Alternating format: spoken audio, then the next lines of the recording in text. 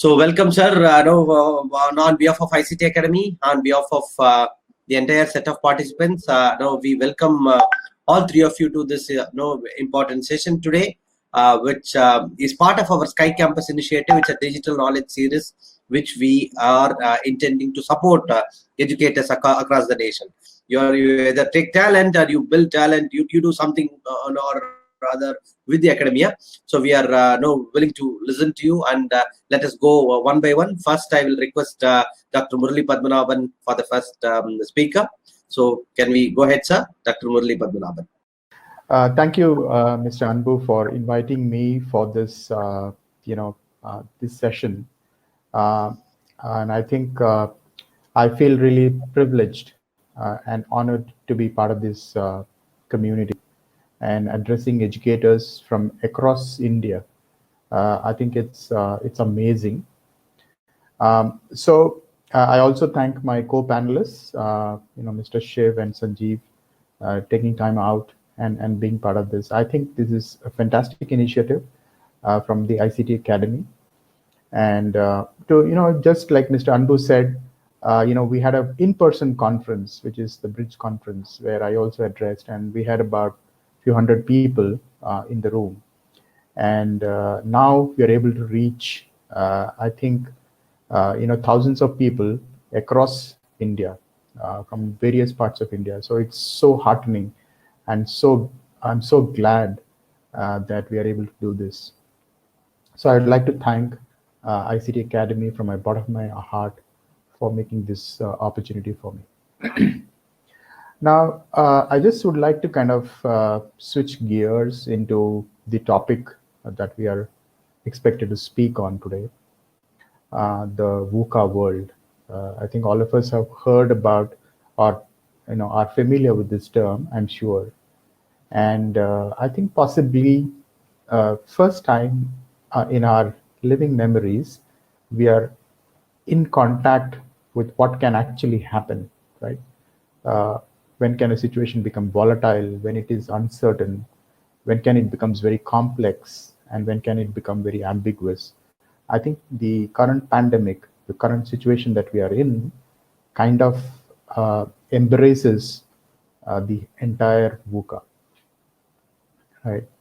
Now, if you really look at these words, volatility, uncertainty, ambiguity, complexity, what really comes to my mind is the common factor for all these is the unknown, right?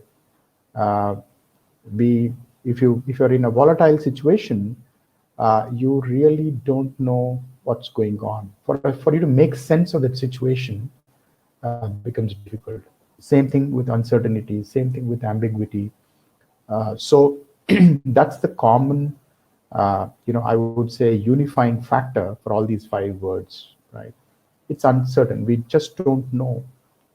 Now, as humans, we always like to know, and we always like to be in the right. I mean, all of us. So I'm sure all of us have heard this adage called "knowledge is power," right? All of us have grown up thinking that if I know everything, then I can lead my life in a better way. Have control over things that I have and stuff like that. But what happens is when you have something called knowing, there is also not knowing, and they coexist, right? And also, I'm sure all of us realize now that's humanly impossible for us to know everything. It's just not possible. Even with the advent of technology that we have access to, I'm sure we have, I think, made great strides in technology. Today, I sometimes remember my research days. I did my research, I completed my thesis in the early 90s. For us to get a journal, would take months for us to get it. And most of the journals, would be published outside India, and it used to be very difficult. Today, the touch of a button, students can access all the journals that they want, right? and I'm sure Sanjiv is going to talk more about how digital revolution has eased publication.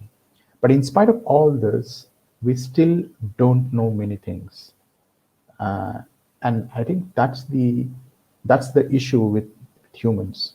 And as we really grow, as we grow, when I say as we age, as we develop, we start believing that we know everything. And when situations like this occur, it kind of destabilizes us, it disrupts us, right? Uh, so now the question is, how do I respond to such a situation where I don't know anything? So I'll just kind of relate to one experience that I had. And this is an experience, I'm sure it's there in some cities, and it's called Dialogue in the Dark. And when I went into this experience, this was in a mall here in Hyderabad. What really happens here is that it's pitch dark. It's completely dark. You can't even see yourself, right? I'm sure all of us have experienced darkness, and we can relate to what I'm saying. So when you get into this pitch darkness, there's an experience for 45 minutes where you can't see anything, but your other senses like hearing, smell, touch, these senses get accentuated, and you adapt to the darkness.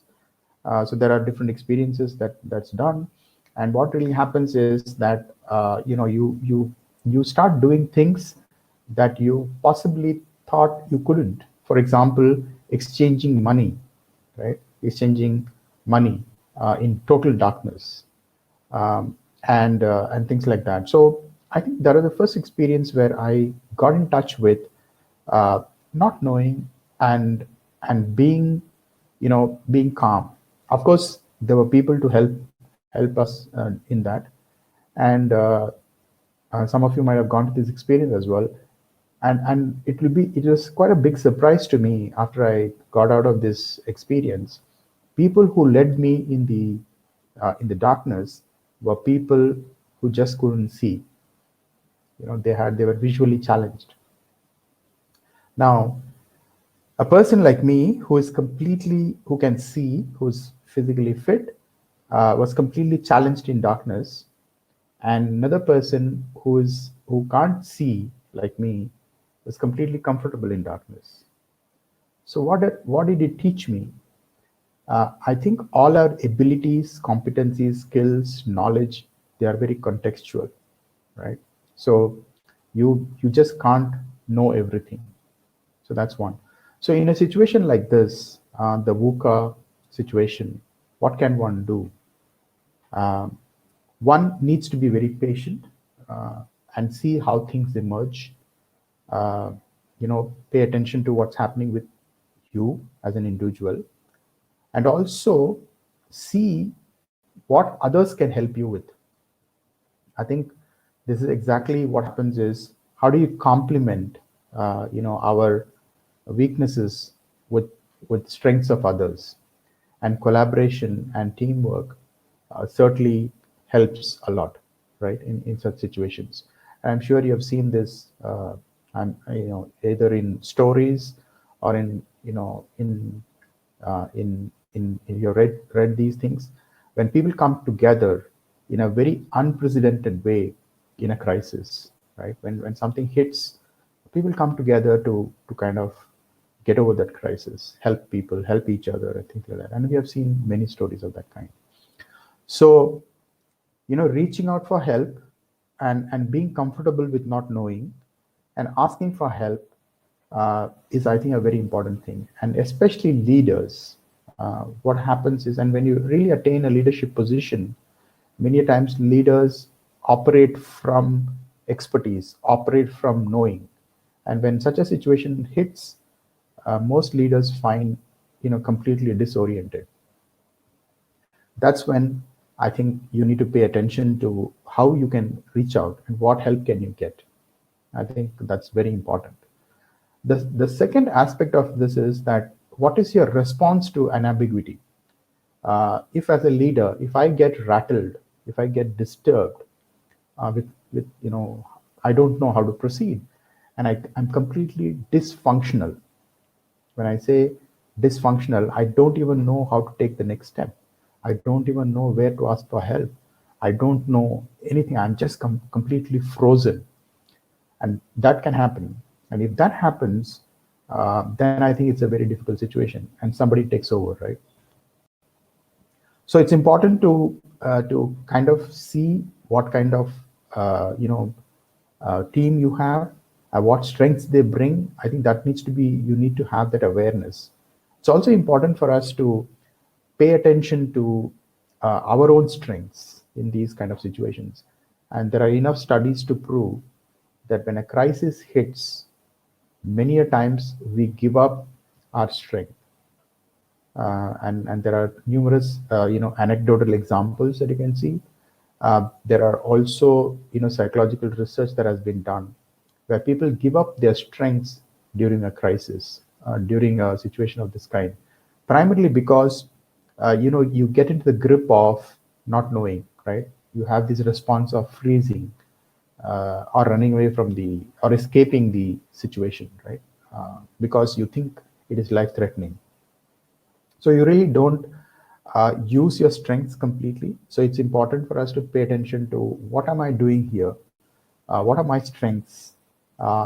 Can I use some of these strengths to ensure that people who are dependent on me, for them to overcome this challenge? What can I help? How can I help? Right. So that's important. Paying attention to the strengths of the team, and also ensuring that their safety, or providing for their necessities. I think that's very important. Many a times, I also have found that leaders start talking about hope, right? They talk about this is a temporary kind of situation, and we will come out of this. Yes, this is temporary, but you need to be in touch with the reality of the now. I think it's very important. Many people start focusing on the future, which is good. What really a VUCA demands is your focus on the present.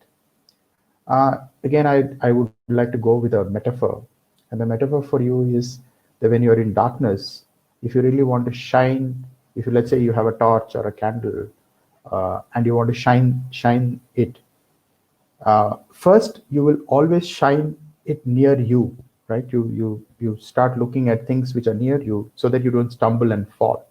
Then you start looking at what is the doorway or pathway for you to escape, right? So as a leader, it's important for us to really pay attention in the now, keeping a focus at the same time, keeping a focus of the future as well. How do we come out of this? What actions we need to take to ensure that we come out of this strongly? I think it's important. So I think so. These are some of my personal experiences. I know there are a lot of people, including my co-panelists, who are I think who bring in a lot of expertise and knowledge in this area. But my three big takeaways, at least from an ambiguous and uncertain situation, is to stay focused, play to your strength, stay focused and pay attention to the now, right? What's happening now, and also ensure that you as a leader are functional and don't become dysfunctional because of the crisis. It's important for the leader, especially because in such situations, people really look up to the leader to kind of show or lead. Yes, you may not know all the answers. You don't have the answers, but can you organize? Can you take advantage of the strengths that people near you have, and channelize those strengths to help people come out of this crisis strongly. So these would be my opening comments. I know there is more to this, and I'm also mindful of the time that we have.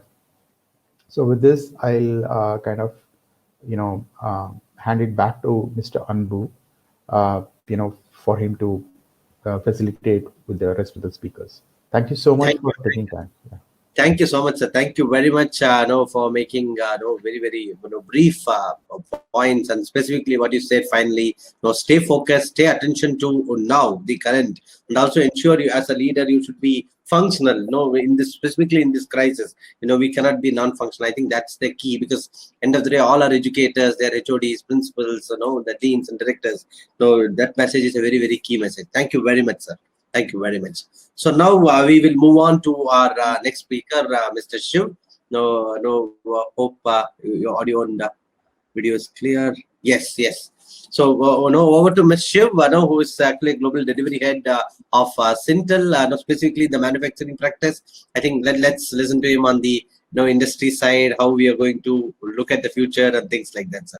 Thank you very much, Anbu, as well as the team on the call for taking time out to listen to me. And also thank you, Dr. Murali, for setting up a nice, foundation, which actually sort of helped me well to segue into the next topic. So I lead the delivery for the manufacturing vertical. The large multinational, which is an $11 billion organization with more than 100,000 people.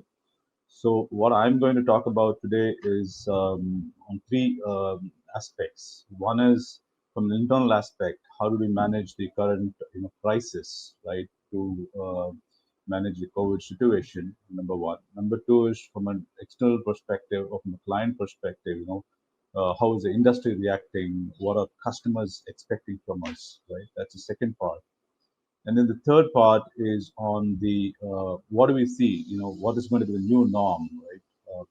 What is the future going to look like? Well, it's anybody's guess, but from what do we see today, what are those few things, a few learnings that we can take with us, which will help, people on the call and for all of us to sort of direct our energies on, going forward. So that's what I'll be talking about. So first aspect is on the internal aspect, right? Once this whole COVID situation started, we were all thinking as to how we're going to handle the situation while governments were taking decisions on closure and things like that. So there was very little reaction time, to sort of make people productive. And as you know, being in the technology sector, we do a lot of mission critical services and support for our customers around the globe. For example, the portfolio that I manage, I have more than 100,000 customers, across the globe in multi sectors of manufacturing, like automotive, discrete process, aerospace and defense, chemicals, name them, and all sorts of customers we have across the globe, spread across in multiple countries. And of course, the teams that we have, the 100,000 plus people are working in 73 plus countries. So you can imagine the complexity of work that we're doing for the customers, and the timelines are very short. And while we didn't know the directive from the government, we have to take some quick decisions, right, for making people productive, because we cannot or we could not afford to disrupt services for our customers. So what we did was we set up some emergency, teams, crisis management teams in different locations, and was planning as to how we going to move things around. And fortunately for us, most of our counterparts, in different geographies in Europe, Latin America, and Asia Pac, they had laptops on which they could work with. At least more than 50% of the population had laptops, so they were well connected. They had all the requisite infrastructure too. But then there was another, at least particularly in India, we had more than 30-40% of people who didn't have laptops. So if there was a closure, how do they start working? Was a question.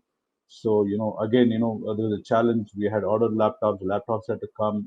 So what we had to do was decided to move desktops to their homes of people, right? Which means there was a logistics challenge, given there was just about 3-4 days time for moving desktops to people's homes. So again, which requires enormous amount of infrastructure. By that time, we already had challenges in terms of infrastructure, in terms of vehicles not being available and things like that. So what we did, in fact, Dr. Murali said, how do we leverage people? How do we leverage people's strengths? So we took the crowdsourcing approach. We appealed to all our associates in the companies, our employees, we call them associates, and then we appeal to them saying that, look, we would need your support to move things around. So in a normal condition where if you had to move a desktop, the process would be, first, the request goes to the IT team, they check the hardware asset and everything, and then it goes to the admin team. The admin team comes over, packs the goods, they do a proper packing, and then it goes home, which is a few days time, maybe normally it's about a week's time because it's all planned properly in the normal, situation. But in this situation, we are in a crisis. Things had to be moved in 24 hours time. I mean, so what we did was we asked the employees themselves. We gave permission to the employees that you pack the desktops. You group of people, you join together. 5 or 6 people. You take it in your own vehicles or you take an Ola or Uber. So we gave that flexibility to people. So people, overnight. In fact, people are working 24/7.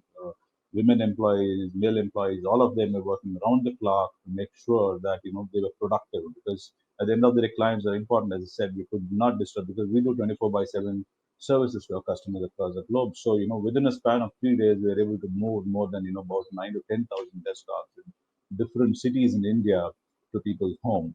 So that was the first step. The second step was we had to inform customers. It's not that we can just move desktops home and then we can start working, because we had to get customer approvals for people who work from home. Because if you look at technology companies, we have a concept of secure offshore development centers where nothing moves out of the offshore development centers. There are a lot of security protocols, procedures which need to be followed for data security and such things. So we had parallelly get the approvals from customers to enable our people to work from home. That was one step of the process. Then again, there were different types of security aspects which needs to be taken care of, right? See, because there are different types of connectivity features. When you look at there are different types of connectivity which is required to connect to customer networks, right? One is we connect through virtual client images, which means that there's nothing stored in the local desktops. It's all in the customer environment, so there's no risk of any data going out, because you log into the system and then you sort of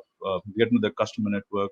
You work in the customer network. We can't copy data. We can't even take photographs. So that's a sort of security, highest level of security. But the second one is where the customers give tokens for us to access the network. Third is we go through VPNs, which is not very secure.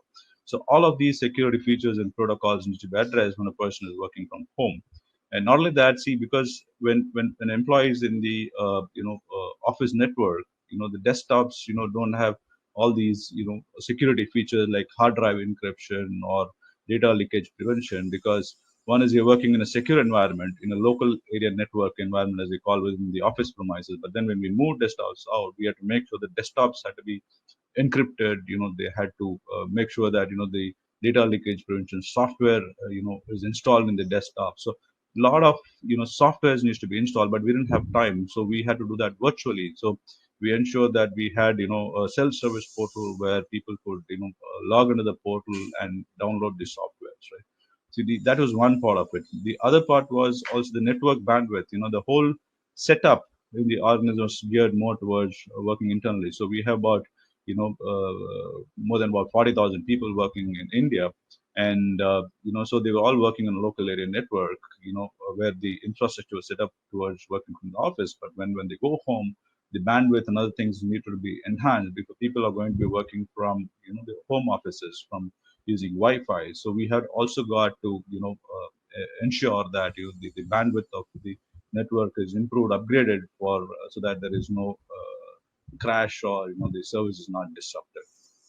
And then we had to set up governance calls for people to be productive, because how to work when when you're at home, right? How do we connect with people? You have to set up calls, because you don't have an option to physically talk to people, right, if there is an emergency or something. So we had to set up governance. How do we do it with the project teams, with the team leads, members, customers. So we had to set some processes and governance in place. And so that's one. Second thing is also productive from a organization standpoint, changing policies, because, sometimes how do we reimburse people, even for logistics, and people have to take home, and we couldn't wait for things. Okay, you go and get this approval or that approval, but, we had to make things on the fly. We had to make some quick decisions. We had to empower people to take things and get them reimbursed, even for Wi-Fi. These things look simple, but, if you have to move things within, 24 hours, 48 hours, it requires quick decision making. I'm again alluding to the point that, Dr. Murali was talking about, how to empower people taking the right decisions, because within 48 hours, if you remember, the Indian government did not give us much advance notice for closure of office. It was all done within 24 hours. But when we got warned of the news that this is going to happen, we took some quick decisions. We didn't wait for it. Overnight, we took the decision of moving things around. So, I mean, thanks to employees, we were able to crowd source, we were able to leverage the strengths of our employees to be able to get everybody working from home. Let me tell you proudly that, 99% of our employees are productive. So there's not a single service which got disrupted because of this crisis. So this is just a good example of seeing how things have to be managed in certain crises, right? And second thing is, let me now go to the external standpoint, from a customer standpoint, what we had to do. Again, the customers were, worried as to what is going to happen to the services. Are your employees geared up to working from home? Do they have the necessary infrastructure? Do they have the necessary communication equipment? All of these things are concerned. So we set up regular, governance cadence, with multiple levels of the customer organization, right from the CIO level, right to the director levels, manager levels, to the lead levels. At 3 levels, we have to set up governance daily, weekly, monthly, to sort of appraise them as to how we are doing things. Because, while in this whole, in some customers, organizations, for example, automotive customers, the complete plant was shut down. But then the mission critical service, the support services, for the sales and service, they're still working, right? Because vehicles are still, flying on the ground. So they had to be working. For that, the systems, underlying systems, had to be supported. So they want to make sure that our people are engaged. The 24/7 support is working. So we have to keep them appraised on a regular basis. We have to over communicate to people to make sure that their services are being supported properly, up and running. Right. We set up the SWAT teams, to make sure that nothing falls between the cracks. Right. And that was one aspect in terms of making sure that the business country. But now coming to the business side, right? Again, different industries. If you see, a wide range of industries, right, from the least affected, I would say, were the pharma companies or healthcare companies, because they're running more production to be able to meet the demands of the market, right? Or technology companies, again, though there's some impact, but then we're still working to support our customers. But then the big impact has been on the commercial aerospace, the air travel, the automotive, insurance company. These are the companies at the other end of the spectrum which have got impacted badly. And customers also have stopped discretionary projects. Like, for example, now because of this crisis, even employees are not able to work from the customer, and they're not going to able to go to the offices. Several customers have said that, look, we'll only work 2 days a week, or we'll only work half days. They have very skeleton teams in the customer organizations, even to support for any of our clarifications or requirements, which means that business has scaled down, which means that our employees have to be redeployed, right? So overnight, customers have told us that, look, 10% of your population will not have jobs, or, this project is getting stopped because of this crisis. We don't know when it's going to restart. So we have to redeploy people with such a large population of people. We have to make sure that people are engaged. So we had to look at, there are some customers who want more support. They're looking at more employees being able to support them for newer projects, for newer demands. An example is a healthcare company who produces medical equipment, right? So this is one of the top European companies providing diagnostic equipment, who is now running 24/7. And they said very clearly, look, we cannot afford any failure in service. If your SLA has been, say, 98%, now we want 99.99%, because we are working overdrive, where we're producing more machinery, more equipment, we're shipping them out in spite of the crisis. So we need more support. That is one end of the spectrum. For example, an automotive company, all discretion projects, they stop there, and then we have to redeploy the people elsewhere. So again, from a cost standpoint, this also puts enormous pressure on the cash flow for organizations which have stopped working, right? Because you need cash flow, because business sales are not happening. So in which case, customer says that, look, I'm in a bad situation. How can you help us? So we have to come up with different commercial models. We have to give them discounts to help us. So there's a whole ecosystem. It's just not about me, my company. It's about the ecosystem of the client whom I'm supporting, downstream clients. So it's a whole ecosystem. So how do we enable that ecosystem? Because all of us have to, survive and go through this crisis. So there's a lot of interventions which you have to do from a commercial standpoint, also to be working with the customers to support them in these difficult times. And so that was one example. So we talked about, and there are other examples, on the lighter side. For example, there are gaming companies that are doing extremely well now, because with families and children staying at home, and as most of you are experiencing, right, managing kids at home is not so easy. And there was one gaming company, I don't know, name the company. They had about 300 million users. The target for going to 400 million users was 2021, but after this COVID, they reached 400 million users within a span of 2 months, which means that there's heavy pressure on the infrastructure load. That means the servers have to be upgraded. They have to make more bandwidth available to make sure that these users are supported for the increasing business that they were facing. Right, and also during this period, our employees also have stepped up, to make sure that they are supporting customers well. In fact, customers appreciated the fact that, look, your employees have been providing extraordinary support in the difficult times, making sure that they are going above the norm to be able to make sure that the business does not suffer in any way due to this particular crisis. So these are some examples from the customer standpoint. Now, let me just quickly go to, some of the trends that are emerging, which I think will be important both for students as well as academicians, who are there on the call. One is remote services, right? That's going to be the new norm. I mean, in the sense that the world is not going to be the same ever, right? If you see in this crisis, innovation always happens when there's a crisis, right? For example, telemedicine or online education platform. If you look at the US, there are more than 150,000 students who are there for either for the undergraduation or masters. All the US universities have said that, look, in the middle of where you are, even if you have gone to India or to your home countries, you can still continue doing online courses and you can still get your still do your exams and get your degrees, right? So which was not the case normally, right? Particularly if you're in the US and if you're not there, you have your attendance. So the industries also have adapted themselves tremendously to manage this current crisis. So remote services will be there to stay, and you'll see more and more organizations and businesses going towards remote services. For example, even training of healthcare professionals in this current situation. The next one that I'm going to talk about is the collaboration platform. For example, the very fact that we today, about 4,000 people are gathered today, to discuss and talk to each other is through a collaboration platform. Right?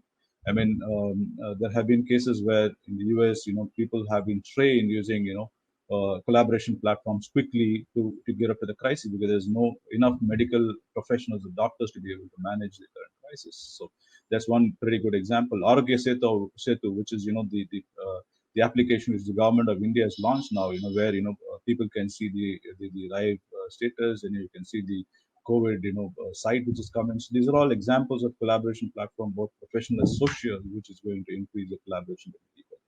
The talent management is going to become a big, differentiating factor in the days to come, or in the next 1 year, because remote working is going to be common. So there's going to be more upgrading of skills.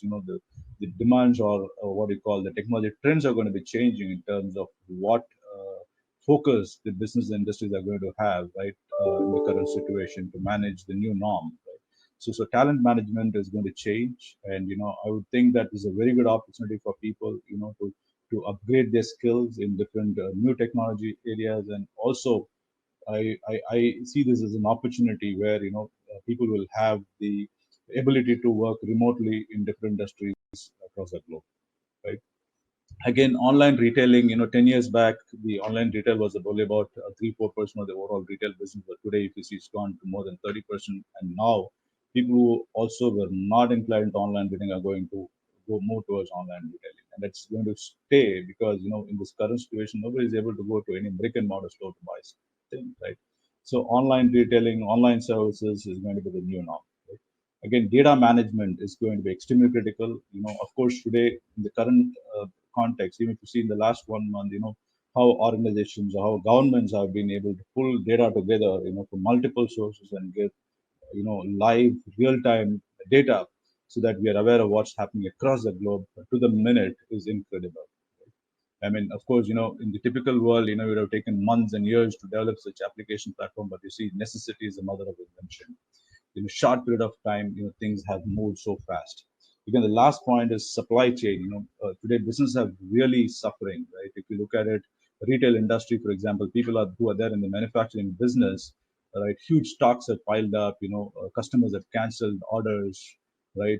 People have lost money, and business small scale businesses, particularly export business, they don't know what to do with the stocks and how they're going to gear up. But this also provides an opportunity, right, where once the business opens up, you're going to look at resiliency and flexibility and speed to market. How fast can you sort of produce goods to be able to meet the demands of the market, right? So the entire global supply chain is going to undergo a huge shift, to manage the new normal in the new environment. So I'm just talking it this is just to sort of open up your minds in terms of what possibilities are available for all of us in the new market. How do we have to change ourselves, adapt ourselves, to manage the challenges of the emerging situation.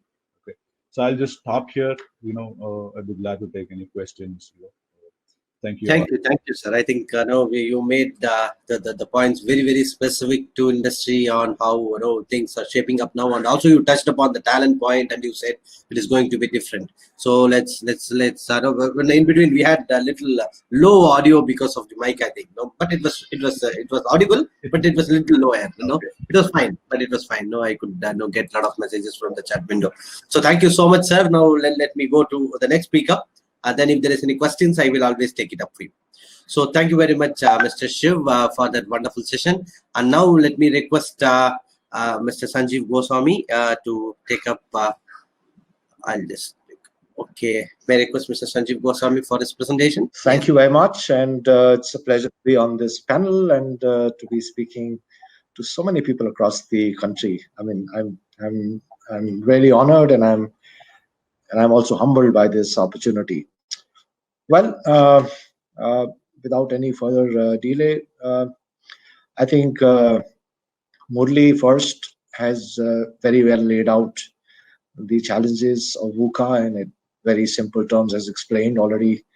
What are the basic elements of VUCA?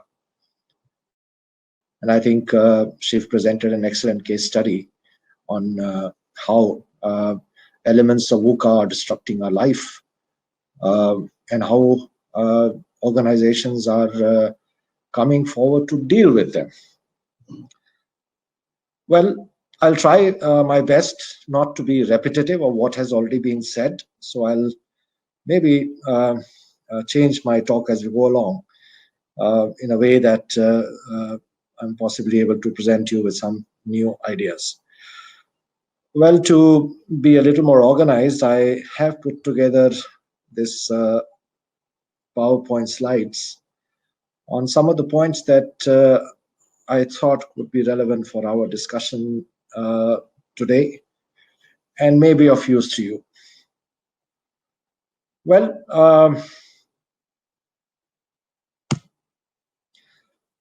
and just a disclaimer before I start the presentation that I come from the corporate world, and I have been in the business side of things for the last 38 years, is as long as my career so far.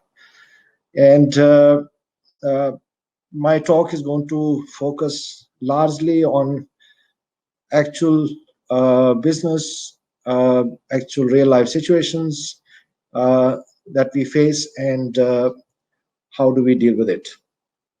Well, we've already heard about VUCA, which of course is a operational strategy which came into being with the challenges that United States forces faced when they were trying to operate in regions like the Middle East, where they went in really knowing nothing about the territory, not knowing who the enemy was, not knowing what kind of weapons they would face, and the situation was absolutely unknown to what they were, the world they were living in, and the way they were trained. And from there, this term VUCA emerged, and very quickly it caught the fancy of the world of management schools, and management schools started to adapt it into their own research studies and see what this all meant. And the more they went deeper into it, the more they realized that this also possibly are the challenges that are described so well for the world that we are going to face in the future. So there are many elements which come into play in dealing with situations when we face up with volatile situations. These are situations which suddenly change what we have thought of. And as human beings, we come up to speed to be able to understand and deal with it. These are elements in our system, in our human system, that volatility drives. The uncertainty of which direction to go helps us in being more understanding of the situation, adapting to change, and being flexible on what we think could be the possible solutions. Complexities provide us a very large canvas to deal with, and one single approach may be not the best approach. And the breadth of the whole canvas maybe requires that we develop a very specific strategy or specific strategies for a variety of situations that we face. Ambiguity, of course, we are not sure of the result because we are in a terrain which is not known to us. Well, the world of VUCA in business organization and real normal life outside the armed forces can also be addressed. And the management thinkers and the management schools came up with a possible solution to this situations that we face in real business life. Just before we go into the solutions, the industry that I belong to, the publishing industry, is possibly one such industry which has experienced a phenomenal impact of some of the elements of VUCA in the disruptions that brought about in our work environment by the digital wave of the country, the internet, the way it changed the way that we work, the way we deliver content, the way we accumulate content, the way we publish content, the way we merge it with technology and make it far more accessible and readable for our users. Everything over the last 10 years or 20 years that digital has impacted us has changed in our business. I'm also going to be talking more in general about how VUCA elements need to be dealt with. And rather being abstract about it, I would like to bring about a certain context to the environment that we face in our country, in our day-to-day lives, and in our practical business situations, which can help us to understand what are the elements in practice and in context that a true leader needs to have to be able to deal with the current situations that we're facing. Our world of VUCA has got, while VUCA was being understood at various forums and was being talked about in the last 2 years in our country, suddenly the COVID-19 challenges have brought us right in the center of the VUCA world. And to deal with the uncertain that we face today, the solution lies in having, with our experience, the vision, the intent to seek and create a clear future state. How do we visualize the future? It's easier said than done. But unless we have a vision as to how we are going to deal with it and what are the end results that we want to achieve, it is going to be very difficult to make a beginning. Understanding the magnanimity of the situation coming up with the clear understanding of the characteristics at play is going to be an extremely important process of dealing with VUCA. In this confusion or chaos of a variety of challenges that we face, an element of clarity needs to emerge. We will have to pick the best way forward and be very clear of our objectives. There are so many aspects which will come into play. Solutions are not going to be with a person or a group of people or an organization or a country. VUCA elements can best be dealt by putting combined energies, capabilities, and resources of a large number of organizations to deal with larger than life problems. We are today experiencing the digital world.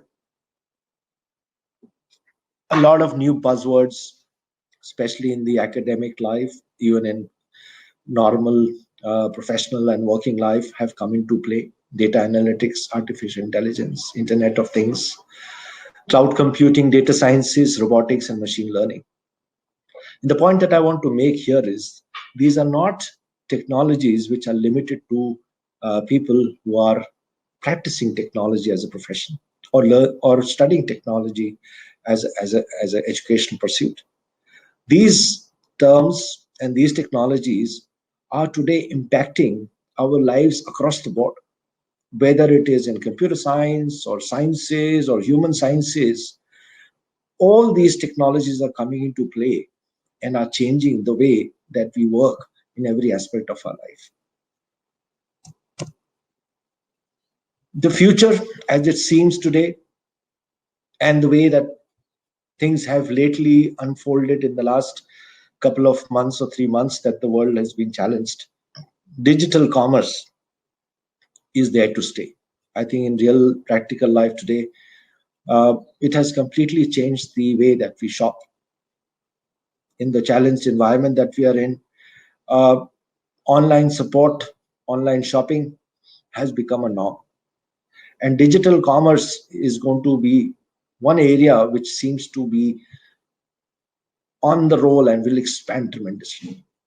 Telemedicine, virtual healthcare is going to become an alternative way of treating our human life-related problems. Automation of many kinds, work from home, doing things differently, replacing men with machines, though not, I hope not impacting jobs, but it will definitely evolve new elements of skills for us to survive in jobs. And God knows what all will happen. The new world, the VUCA world as we are experiencing it, was already integrating a lot of things. And it seems, and it's possible, that the new bottom line for organizations to survive and to excel will be a combination of strategies evolving around profits, around people, and about the planet. If you have been following some of the policies that the government of India has been announcing, I just wanted to draw everybody's attention to the Niti Aayog vision document of 2031-32, wherein we wish to transform India into a prosperous, highly educated, healthy, secure, corruption-free, energy-abundant, environmentally clean, and globally influential nation. Now, this is already rolling since 2017-18, and very much in practice.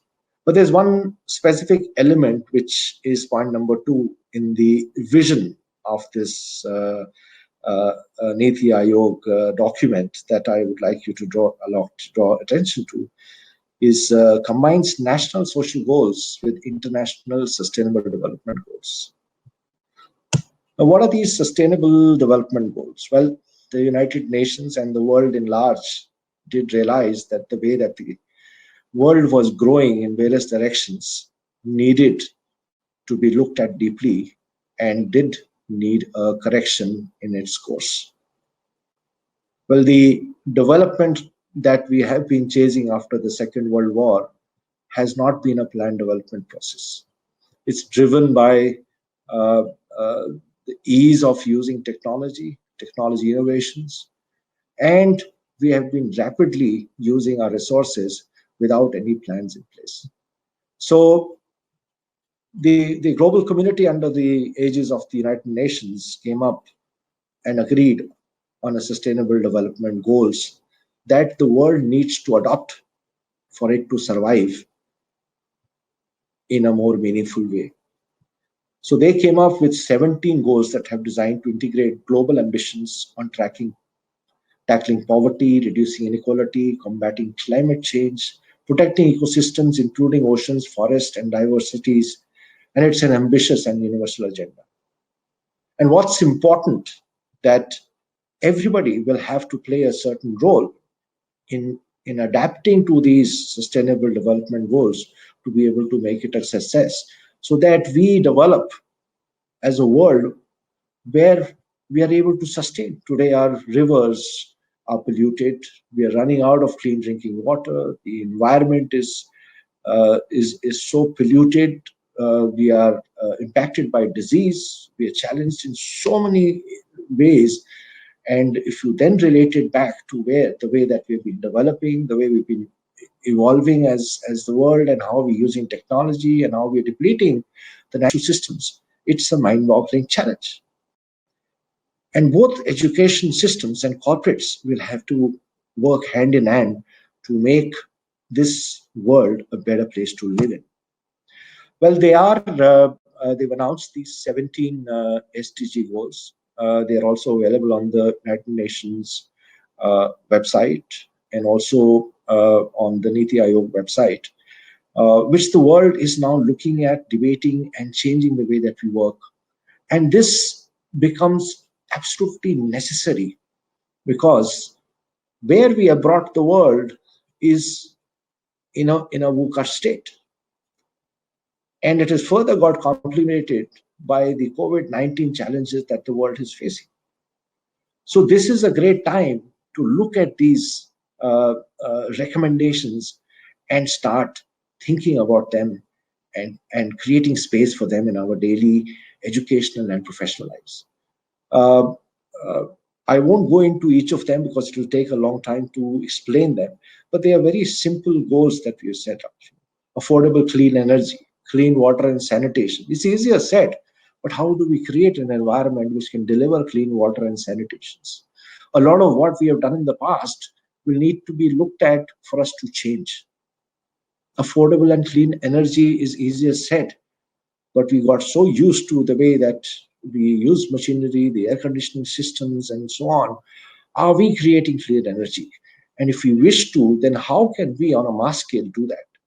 So these are some elements that will have to come into play, and I think will become a very important aspect of solving some of the VUCA challenges that we face in the future.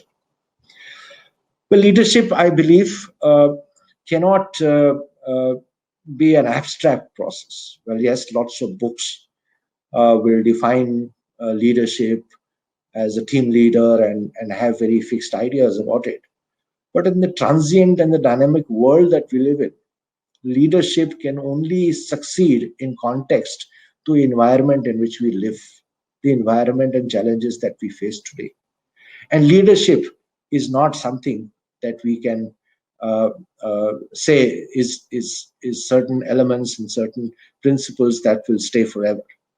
The evolving leader today should have the strength and the courage to be able to focus on the objective and the right path, a path that he understands and believes in, and is supported by reason and logic, and a path that he can communicate to everybody in a simple language. Clear communication is an essential element of leading people. Unless you can make your teams understand in simple language what is it that we are trying to achieve and what objectives that we want to overcome, it is not possible to bring people on board and function in a collaborative environment. One of the most important elements that drives successful leadership is empathy. And I personally believe people who do not have the ability to empathize, to be able to understand the challenges of others, to be able to put themselves in the shoes of other people and think from their perspective, should not be in a leadership position. Unless you can feel what the others want, how is it that you can bring them together into a group to chase one objective in one direction? Often, leaders come up with a lot of strong statements. I think leadership also evolves about over the ability to listen to what people wish to say. If we are not listening to the teams that we lead, we will never know the problems they face and the solutions that we're looking for. As I said, leadership is an evolving process. It's a dynamic situation, and it's not a fixed situation, which has to change and adapt as to what the ground level realities are and how do we translate them into action, which solves our problems. It is important today where we should be able to, a leader should be able to give recognition and encourage his team. How will anybody or group of people take initiative unless they are encouraged? Initiative is directly connected to recognition and encouragement that the leader can provide his team. A leader, of course, needs to be honest and straightforward. To be open and transparent about the messaging that you give to your teams. I'm afraid the right results will never come by. And the last and the foremost that the leader should have is in relation to the first point I said about courage. The courage to fight it out and not give up. In the early 20th century, a British explorer well known by the name of statement of optimism is the model courage. I think the new mantra for the future of dealing with the Vuca world and also the COVID challenge lies in optimism and courage. Unless we have the positivity to be able to believe in what we see as the objectives for the future, the vision for the future, and how it can solve our problems, and then also have the courage to go and implement it, the world will not change. Coming back to our real life in the academic world, I would just like to draw your attention to an article which appeared in the newspapers, and specifically to something that Professor Manjul Bhargav, who's in the US, and as especially the mathematicians may know, has been awarded the Field Medal in Mathematics, which is an equivalent to the Nobel Prize. As you know, there's no Nobel in mathematics, and he's amongst the youngest in the world to receive this honor. And Manjul Bhargav has also been very deeply involved in the core committee to draw up the new education policy of India. And it's important to understand that the world of tomorrow will best be addressed in looking beyond you, and specifically in the area of education. He says that better education happens in places that combine teaching and research, like it used to happen in our ancient universities in Takshila and Nalanda.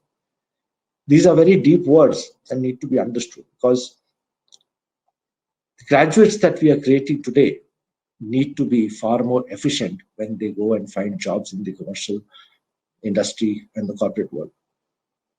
Apart from being sensitized to the sustainable development principles and being able to think during their education careers of how to inculcate those ideas and into working examples, they need to continue to skill up and absorb knowledge as they go forward. The need of a resource center and a good resource, whether it is on the web or in a library system within an institution, becomes far more important in finding solutions to the VUCA and the COVID challenges that the world will face and is facing today. That's all I wanted to say, short and sweet. And if there are questions, we'll be happy to take them. Okay, thank you, sir. Thank you very much for that wonderful session. I think you made educators things very positive, and it is not just the specific education alone. You covered upon lot many things as a leader. What educators should do, and I'm sure you're touching upon the points of the Niti Aayog subjective and what as a nation that we should look for. And it has really been a wonderful, a real closing session of what we have been speaking in the last 1 week. So thank you so much for being with us, and thanks a lot for taking time out of your schedule and being here. In fact, Raghav was mentioning that you have got a lot of meetings and you could join us in this morning. So thank you very much, Mr. Sanjiv Goswami, for that wonderful talk. And I also thank Mr. Shiv for his wonderful perspectives that you brought in from the industry. Because end of the day, whatever we say on certain day, people are keen on how we develop our talent for industry. What is that the future lookout will be? We are all worried. What is going to happen? I think definitely, this situation. You made a lot of things much easier. So one question, I could not pick up a lot of questions, but I'll ask one question. So how do you to Mr. Shiv first? How do you think the recruitment of talent would be in the future? Is it going to be affected, or is it going to be as usual? So what do you say? I'm sure it is very difficult to predict, but still, can you make your point?